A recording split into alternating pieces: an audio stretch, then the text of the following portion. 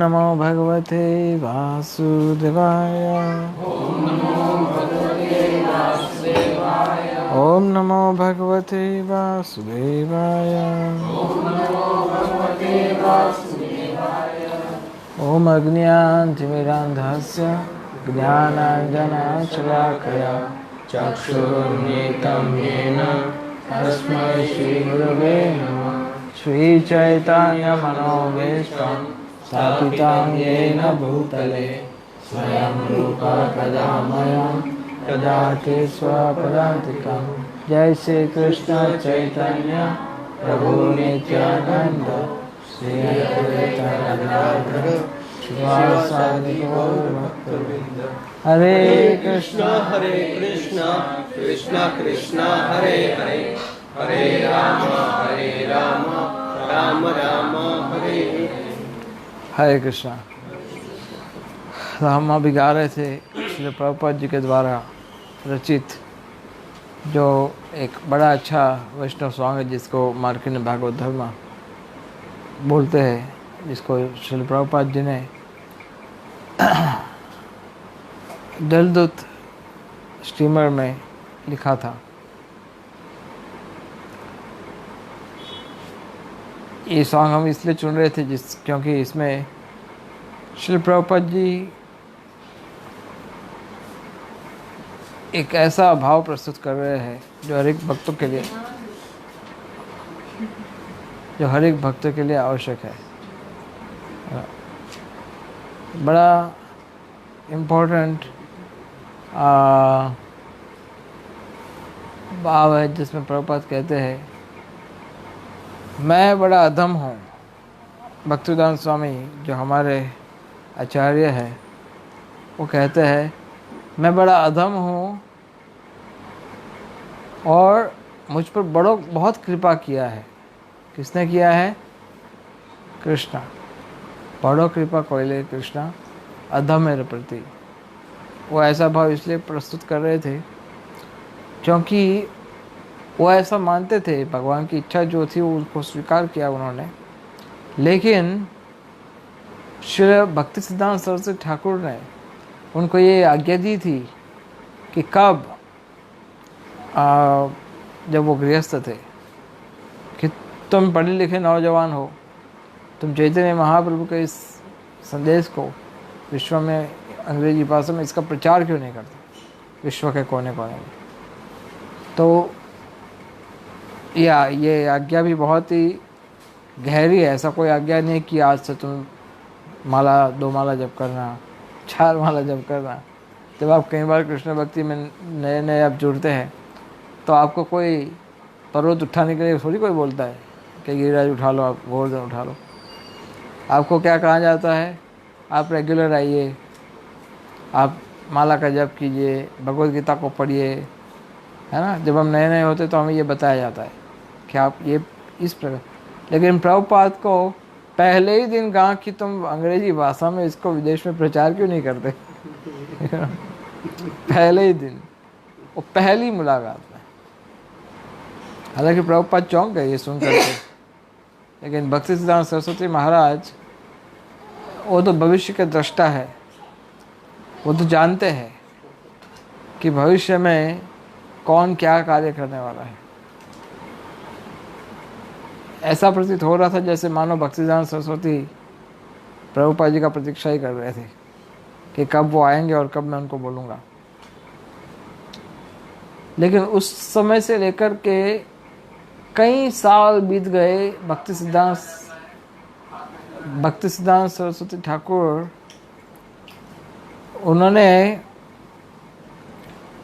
उनका शरीर भी छूट गया, फिर भी ये नहीं कर पाए।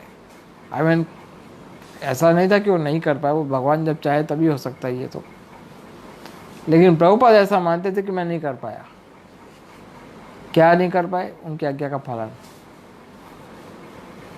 और इस बात को लेकर के वो चिंतित थे। और जब उनको सुमति मुरारजी के द्वारा भगवान ने उनको निमित्त बनाया और सुमति मुरारजी को ये निमित्त बनाया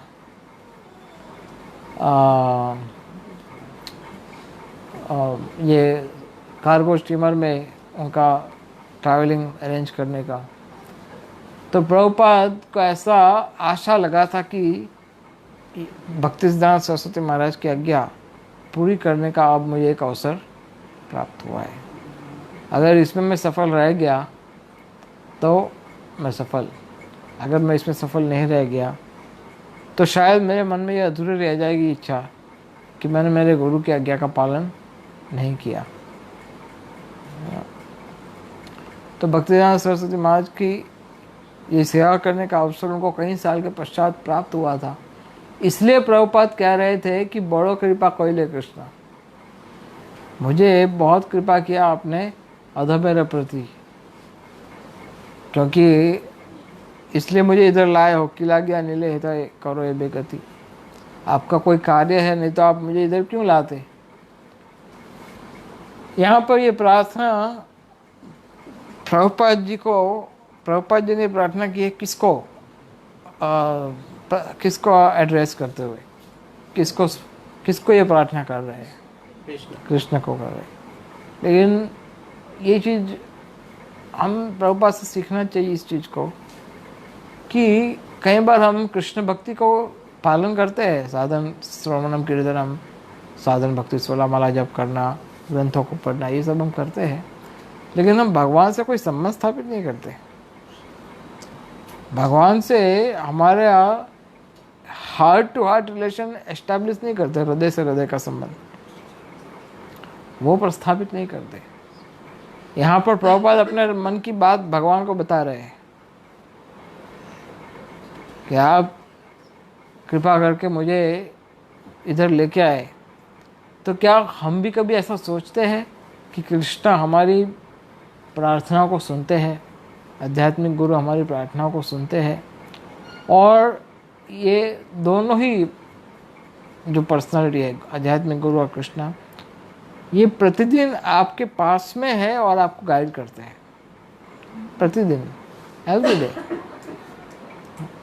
लेकिन हम इसको अनुभव नहीं कर सकते, नहीं कर पा रहे।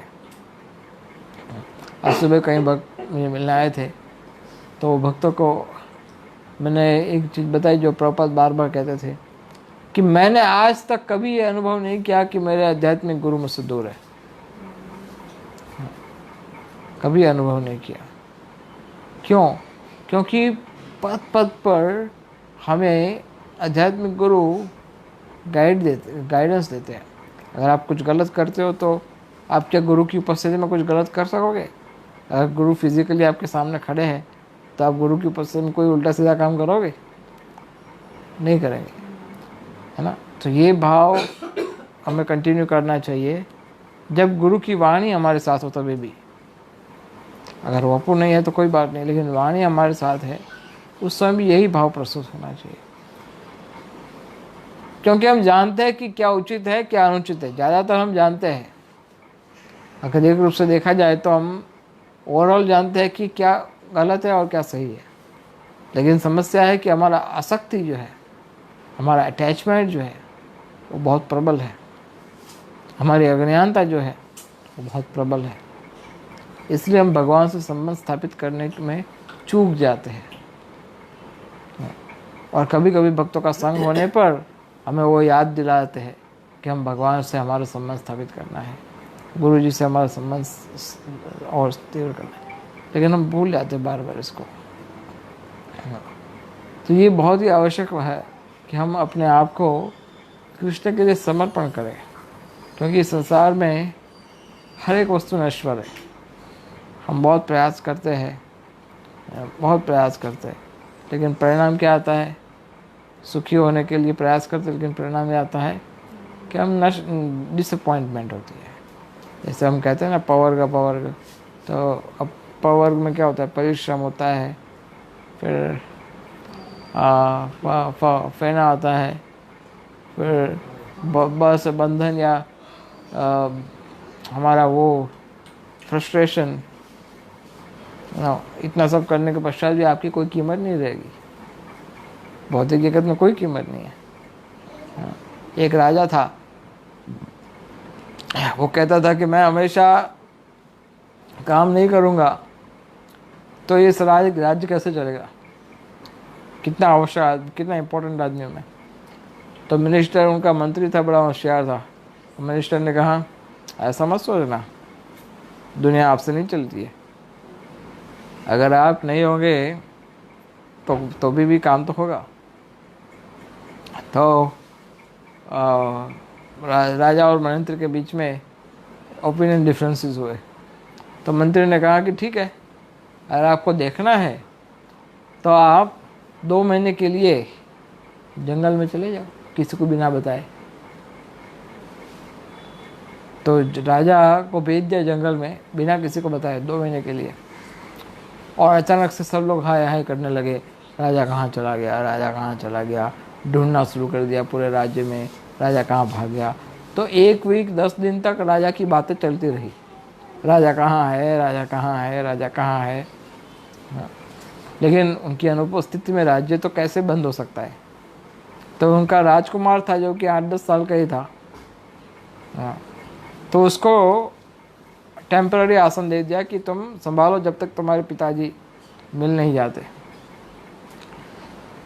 और हुआ ऐसा कि उस समय दूसरे राज्य ने युद्ध छेड़ दिया उस राज्य के ऊपर। और ये जो राजकुमार था वो अपने पिताजी से काफ़ी कुछ सीखा हुआ था। तो उसने सब बता दिया कि ऐसे ऐसे युद्ध करो, ऐसे ऐसे निर्णय लेने चाहिए, मंत्रियों से परामर्श करके, और अपना हिसाब से उसने बताया। और परिणाम ऐसा है कि युद्ध जीत गए। और 2 महीने के पश्चात फिर मंत्री ने राजा के पास जाके कहा, देखिए 2 महीने का रिपोर्ट क्या कह रहा है, क्या हुआ आपके राज्य में। उन्होंने यहाँ तक भी बताया कि 10 दिन तक लोग आपका पूछते थे राजा कहाँ है, राजा कहाँ है।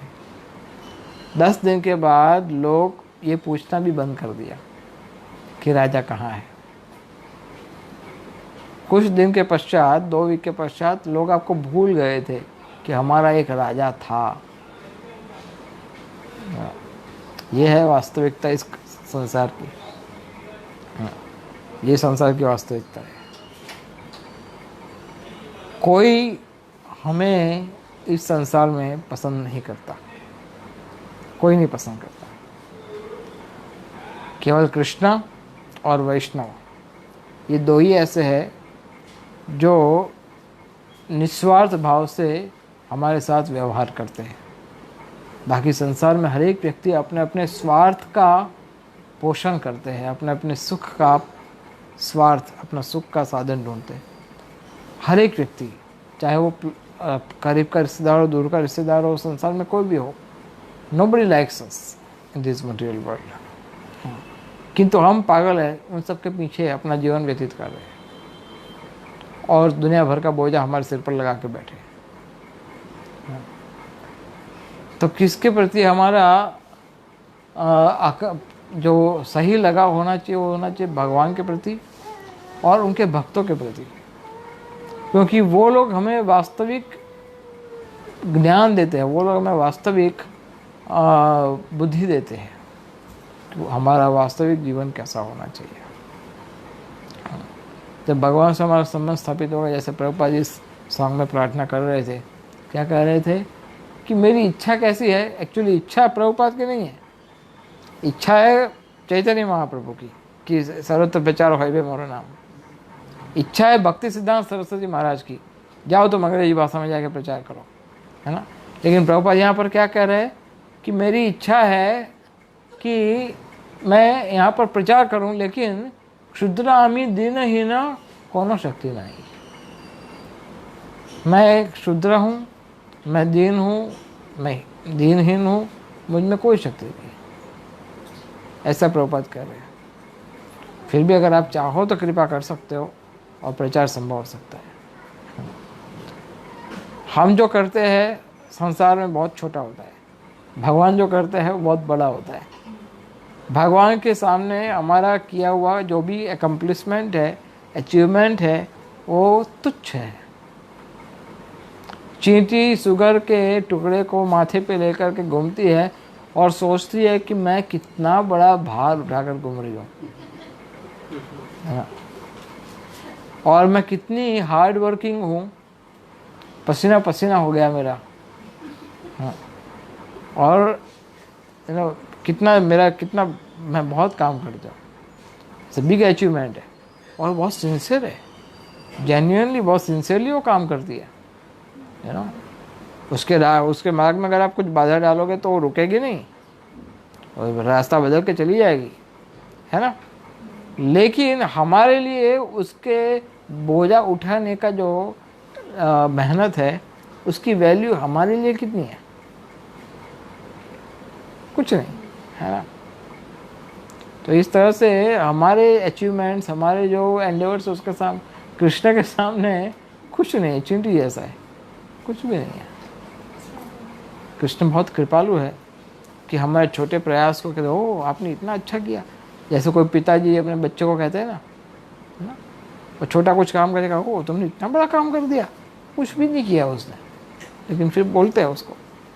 द सेम वे गुरु और कृष्णा हम पर विशेष कृपा करते हैं और हमें प्रोत्साहन देते हैं।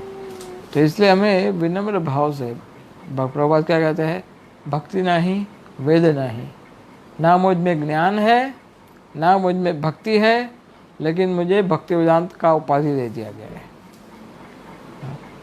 और प्रभुपाद ये कह रहे हैं कि ना मुझ में भक्ति है ना ज्ञान है।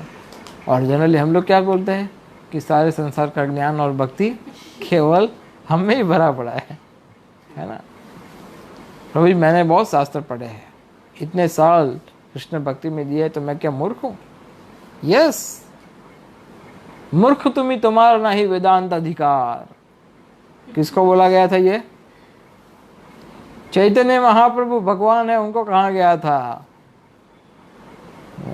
ईश्वरपुरी ने उनको कहा था, संन्यास गुरु ने उनको कहा कि हे गुरु जी ने उनको कहा, चैतन्य महाप्रभु ने, कि हे चैतन्य, कृष्ण चैतन्य को कहा, भगवान ने स्वयं बोले मूर्ख तुम मूर्ख हो, तुम्हारा नहीं वेदांत अधिकार।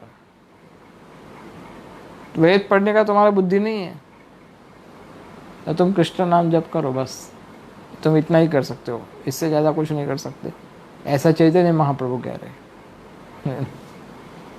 अगर आपको हमें कोई कह दे बोले तुम मूर्ख नंबर है, तो कुछ शास्त्र वास्त्र कुछ नहीं कर पाएगा, तू जब माला का जप कर ले बहुत है, तो आपको लगेगा ये इंसल्ट कर रहे हैं हमारी। वही तो स्वयं भगवान है, उनको ये कहा गया। तो इसलिए कभी भी ये नहीं सोचना चाहिए कि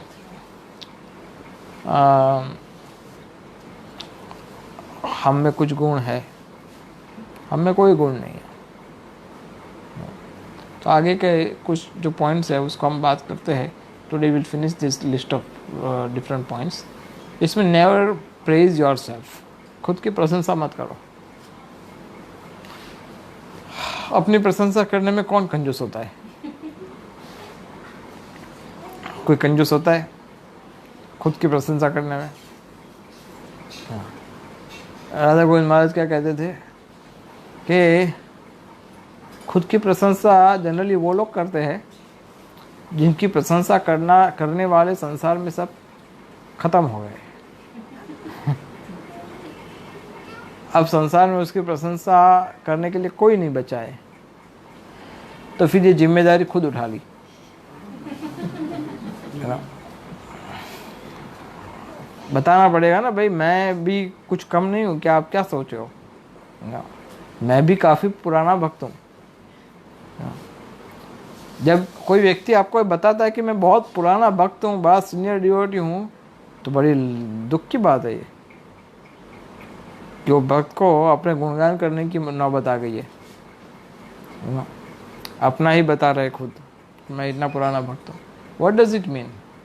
मैं इतना अच्छा सीनियर डिवोटी हूँ, मैं बड़ा अच्छा कीर्तन करने वाला हूँ, मैं बड़ा अच्छा लेक्चर देने वाला हूँ। तो ये बहुत ही दुख की बात है कि अगर कोई भक्त अगर ऐसा कहता है तो वास्तव में वो अपने पतन के मार्ग पर जा रहे हैं। उनकी अधोगति हो रही है, उनकी उन्नति नहीं हो रही है। तो इसलिए कभी भी अपनी प्रशंसा नहीं करो। जैसे हमने देखा है, यू नो, एक भक्त प्रीचिंग करते थे, फॉर एग्जांपल दूसरे किसी शहर की बात कर रहे हैं, तो उनको पूछा गया, टेंपल के प्रेसिडेंट थे, कि प्रभु जी आप तो बहुत अच्छा प्रीचिंग करते हो। तो उनके नीचे बहुत सारे अलग अलग डिवोटीज थे जो आगे प्रचार करते थे, एक एक प्रोग्राम रन करते थे, 4-4 5-5। तो उनको पूछा गया कि आप तो प्रभु जी आप तो बहुत अच्छा प्रीचिंग करते हो, आप तो बड़ा अच्छा, कितना आपने शक्ति लगा। तो बोलते मैं तो एक्चुअली कुछ नहीं करता हूँ, ये लोग ही सब कुछ करते हैं, जो उनके नीचे के जो डिवोटीज थे वही सब लोग करते हैं, हम तो मैं तो कुछ नहीं करता। तो फिर वो एक वही भक्त थोड़ी कुछ दिन के बाद उनके गाइडेंस में जो भक्त थे उनके पास गए, जो कि प्रोग्राम रन करते थे। उनको कहा कि प्रभु जी आप तो बड़ा अच्छा प्रचार करते हो, आपका जो गाइडेंस देने वाले भक्त हैं उनसे भी आपका अच्छा, आप उनका गाइडेंस लेकर के आगे काम करते हो, इट इज़ सो नाइस। तो वो भक्त ने क्या कहा, मैं तो कुछ नहीं कर रहा हूँ, ये मेरे जो सहयोगी भक्त लोग हैं जो उनके सबॉर्डिनेट है, बोले वही सब लोग कर लेते हैं, मैं तो कुछ नहीं करता हूँ। तो ये क्या विचार है, जनरली डिवोटीज का विचार होता है कि क्रेडिट वो खुद नहीं लेते। ये भगवान का स्वभाव है, भक्तों का स्वभाव है, क्रेडिट खुद नहीं लेते, कुछ भी करते उसका क्रेडिट वो खुद कभी नहीं लेते। क्यों नहीं लेते? क्योंकि वो क्रेडिट के योग्य ही नहीं होते। कृष्ण शक्ति बिना तार नहीं प्रवर्तन, कृष्ण की शक्ति के बिना प्रचार हो ही नहीं सकता। तो फिर प्रशंसा किसकी कर रहे, किसकी प्रशंसा करे? भगवान की करनी पड़ेगी ना फिर तो, किसी व्यक्ति की। हाँ, लेकिन एज ए वैष्णव विमर्शनव कि भक्तों की प्रशंसा, गुरु की प्रशंसा और भगवान की प्रशंसा होनी चाहिए, हमारी नहीं होनी चाहिए। ये केवल दूसरों को दिखाने के लिए नहीं, वास्तव में। इसलिए गोपाल भट्ट गोस्वामी का कल है ना तिरुभाव, गोपाल भट्ट गोस्वामी ने कृष्णदास कविराज को सहयोग किया था चैतन्य चरितामृत लिखने के लिए, लेकिन गोपाल भट्ट गोस्वामी ने उनसे एक शर्त रखी थी कि मैं तभी आपको हेल्प करूंगा चैतन्य चरितामृत में लिखने के लिए, पूरी चैतन्य चरितामृत में मेरा नाम नहीं आना चाहिए। यू वांट मेरा नाम कहीं नहीं आना चाहिए। अगर आप ऐसा ये शर्त मंजूर है तभी मैं बताऊंगा आपको। तो गोपाल भट्ट गोस्वामी जो फाइन चैतन्य चरितामृत में गोपाल भट्ट गोस्वामी के विषय में बहुत, शायद कुछ भी नहीं मिलेगा आपको, बहुत कम, कुछ भी नहीं मिलेगा गोपाल भट्ट गोस्वामी के विषय में, नथिंग। ये विशेष भावना है चैतन्य महाप्रभु के भक्तों की। कृष्णदास कविराज कहते हैं मेरा नाम भी मत लो, अगर मेरा नाम लोगे तो तुम्हारे पुण्य सब नष्ट हो जाएंगे। नाम भी मत लो। और जनरली हम लोग क्या देखते हैं, हमारा नाम भी नहीं लिया, कम से कम नाम तो अनाउंस करते थे, उसमें क्यों मना कर दिया? प्रभु जी मैंने देखा मेरा नाम लिस्ट में नहीं था, अब मैं क्यों सेवा करूं? उसको मेरी वैल्यू है क्या, तो मैं उसको वैल्यू करूं? उसको करने दो अपने आप से, मैं नहीं करूंगा। अब हो गया, खत्म। कौन कार्य कर रहा है? भगवान कर रहा है, और क्रेडिट किसको लेना है? उसको लेना है। હું જ કરું એ જ જ્ઞાન તો सकटनो બહાર जाने स्वान ताने, है ना। ओ एक बैलगाड़ी के नीचे कुत्ता घूमता है, वो सोचता है कि बोले को बैलगाड़ी तो मैं उठा रहा हूँ, गाड़ी का पूरा बोझा तो मैं उठा रहा हूँ। वास्तव में भगवान सब करते हैं। तो नेवर प्रेज योरसेल्फ, अपनी प्रशंसा मत करो। कभी भी किसी पुरुष और स्त्री को बिना वस्त्र से नहीं देखना। फिर अपने भोजन को गोदी में लेकर नहीं बैठना, ये प्रयास करना चाहिए, गोदी में लेकर नहीं बैठना भोजन को। फिर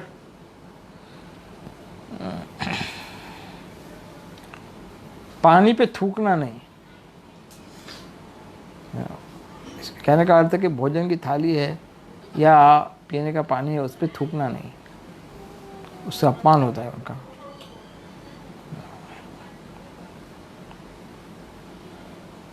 फिर मंदिर के कक्ष में सोना नहीं, ये तो आपको नियम पता है, मंदिर के कक्ष में सोना नहीं।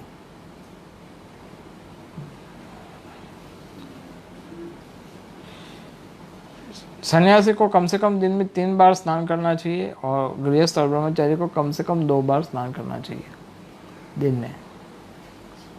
स्नान करना जरूरी होता है, 2 बार स्नान करने। आप कहेंगे पर ठंडी में तो बीमार हो जाते हैं, कुछ नहीं होता है। हम बात स्नान करेंगे तो पवित्रता रहेगी। और जनरली ऐसा भी देखा जाता है कि मन और शरीर दोनों ही पवित्र रहते हैं। फिर स्नान करने के बाद आपको एक फ्रेशनेस लगती है, और फ्रेशनेस लगने से सत्वगुण का उदय हो सकता है। जब आप फ्रेश नहीं होते तब आपको तमोगुण का उदय होता है। उस समय आपको कुछ काम करने की इच्छा नहीं होती, आपको नींद आती रहती है, आपको किसी में कोई रुचि नहीं होती।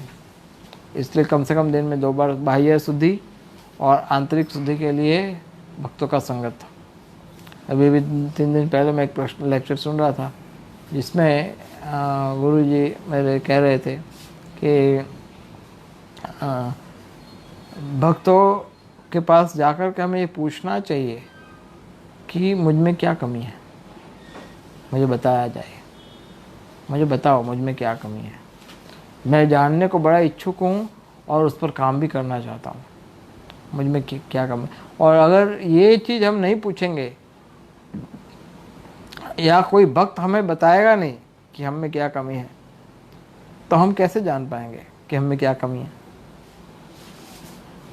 अगर कोई नहीं पूछता है तो इसका अर्थ तो ये भी हो सकता है कि उसमें कोई कमी नहीं है, ऐसा वो मान रहा है ना। कि अब मुझे किसी को कोई पूछने की आवश्यकता नहीं है कि मुझ में क्या, मैं सब जानता हूँ, मेरी वीकनेस भी मुझे पता है, मेरे स्ट्रॉन्ग पॉइंट भी मुझे पता है, इसलिए अब मुझे कुछ किसी को पूछने की आवश्यकता नहीं है। जो कुछ पूछना है प्रभुपाद ने अपने ग्रंथों में दे दिया है, तो ग्रंथ खोल कर पढ़ लेने का। और ऐसा करने वाले भक्त जनरली देखा जाता है कमज़ोर रह जाते हैं, वो कमज़ोर रह जाते हैं। इसलिए भक्तों के पास जाओ और पूछो मुझ में क्या कमी है। अपने मित्र से पूछो मुझ में क्या कमी है।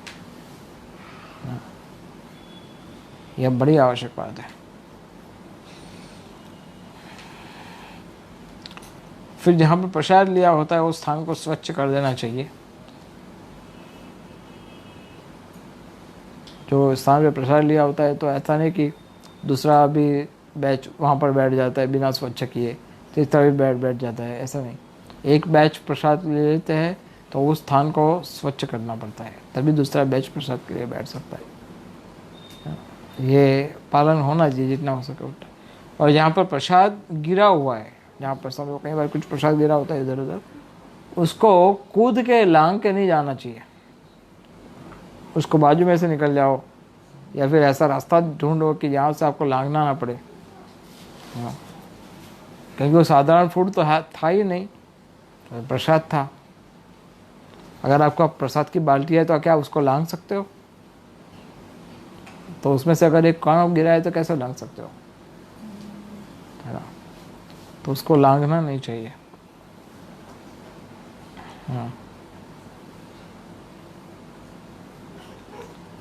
और कई बार तो उसके ऊपर चल भी लेते लोग,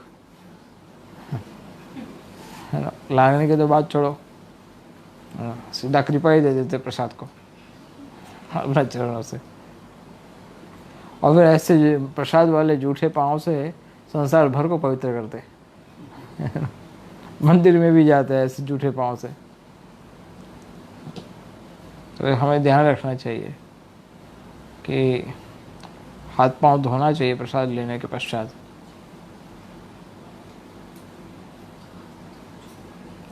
एंड देन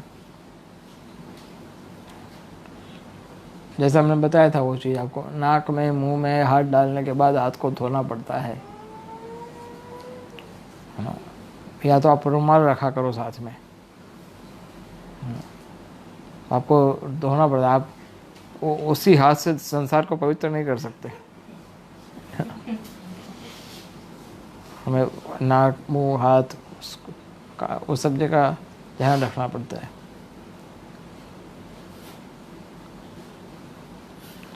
तो ये कुछ बेसिक अंडरस्टैंडिंग है। वास्तव में ये सारे गुण उस भक्त के हृदय में तुरंत प्रकाशित हो जाते हैं जो कृष्ण भक्ति का पालन करना शुरू कर देता है। लेकिन कई बार इसको एक्सटर्नली बताने की आवश्यकता पड़ती है ताकि अगर कोई छोटी मोटी गलती हमसे होती हो वो भी ना हो। वास्तव में तो आप जब भक्त बनते हो तो ये स्वाभाविक है, ये सब चीज़ अपने आप प्रकट हो जाती है। तो आप प्रयास कीजिए कि चैतन्य महाप्रभु के मिशन को गंभीरता से लेकर के ये भक्तों की जो क्वालिटी है वो हमें होनी चाहिए, और वो क्वालिटी हमें आई है कि नहीं आई है या हमें क्या कमी है उसको भक्तों के पास जाकर पूछना चाहिए। उन भक्तों की संगत नहीं करनी चाहिए जो चाहे दीक्षित भक्त हो या नॉन दीक्षित भक्त हो। वो भक्त अगर आपकी कृष्ण भक्ति में बाधा रूप हो, अगर वो भक्त के आचरण में त्रुटियां हैं बहुत सारी, अगर उस भक्त का रुचि कृष्ण भक्ति में नहीं है या बहुत कमज़ोर है, तो ऐसे भक्त का संग करने से उनके जो लक्ष्य है जीवन के, वो लक्ष्य कुछ दिनों में आपके अपने लक्ष्य बन जाएंगे। उनके जो हेतु है जीवन जीने के, वो हेतु आपको बिना मांगे प्राप्त हो जाएंगे। फिर आप उसी सोच से सोचेंगे, उसी तरह से बोलेंगे, उसी तरह से भक्तों से व्यवहार करेंगे, और परिणाम यह आएगा कि वो तो खड्डे में गिरेगा, साथ साथ हम भी खड्डे में गिरेंगे। हम ये नहीं कह रहे कि वो खड्डे में गिरेगा ही, उसको समय लग सकता है कृष्ण भक्ति में आगे बढ़ने के लिए, तो उतना समय शायद उससे अधिक समय हमें लग जाए। तो इसलिए प्रॉब्लम एक ही है हम सबकी, समय का अभाव है ना। समय बड़ा जी कम है हमारे पास। सब सन्यासी लोग 70 के आसपास पहुंचने लगे, 70 के आसपास, प्रभुपाद जी के डिसाइपल्स, और तेजी से समय भाग रहा है। कुछ नहीं कर पाएंगे हम। जब ये सन्यासी लोग हमारे सामने से चले जाएंगे, हम कुछ नहीं कर पाएंगे, है ना। हम उनको रोक नहीं सकते कि आप मत जाओ, अभी हमने आपका संग नहीं लिया है, अभी हमने आपकी कृपा प्राप्त नहीं की है, हमने भी आपके आशीर्वाद, आपका सेवा करने का अवसर नहीं मिला, ये कुछ नहीं चलेगा हमारा। वो अपने समय पे चले जाएंगे। तो इसलिए प्रयास करना चाहिए कि जीवन में गंभीर भक्त आगे बढ़ता है। अभी कुछ दिन पहले मैं एक लेक्चर सुन रहा था, उसमें बताया जा रहा था, गुरु जी बता रहे थे कि जो भक्त लोग सफल हुए हैं इस्कॉन संस्था में या हमारी परंपरा में, जो सफल भक्त है, जिन्होंने कुछ अचीव किया है, उन लोगों ने बहुत परिश्रम किया है, बहुत परिश्रम किया है। वो ऐसे आसानी से नहीं हुआ ये सब। जब सफलता चाहिए तो परिश्रम बहुत करना पड़ता है। उसके लिए धैर्य भी चाहिए, उत्साह भी चाहिए, निश्चय भी चाहिए, श्रद्धा भी चाहिए, प्रार्थना भी चाहिए, तब जाके आप आगे बढ़ सकते हो। सो अगली बार will continue with further discussion on Krishna के भक्त बनना, और जो प्राथमिक लक्षण होते हैं वैष्णव के कि जो ब्राह्मण से श्रेष्ठ है, वैष्णव जो होता है वो ब्राह्मण से श्रेष्ठ होता है, उसके विषय में हम चर्चा करेंगे। ठीक है, स्टॉप हियर।